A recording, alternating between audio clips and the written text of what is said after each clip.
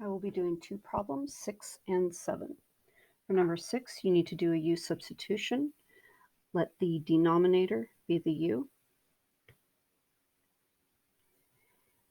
The derivative of u with respect to x is negative 3.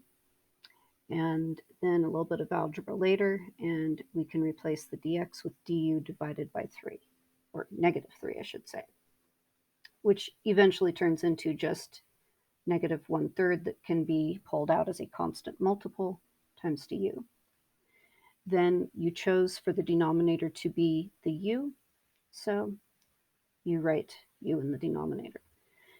Now, you need to also change the x values of the limits into u values of the limits.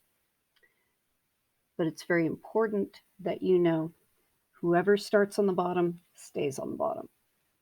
On the bottom, I have x equal to 2. When I plug in x equals 2, I end up getting that u is equal to negative 1.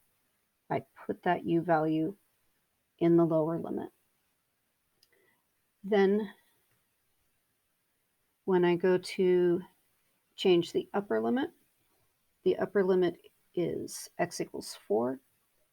When x is equal to 4, I plug it in, and I get negative 7, and that is now the upper limit of that integration.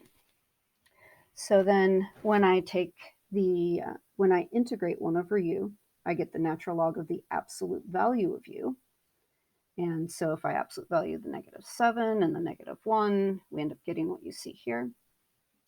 And you want to remember that the natural log of 1 is equal to 0. And finally, the answer, which is letter B. For number 7, for instantaneous rate of change of a function at a particular x value, that means take the derivative in terms of x, then plug in x equals 3, and you get negative 1.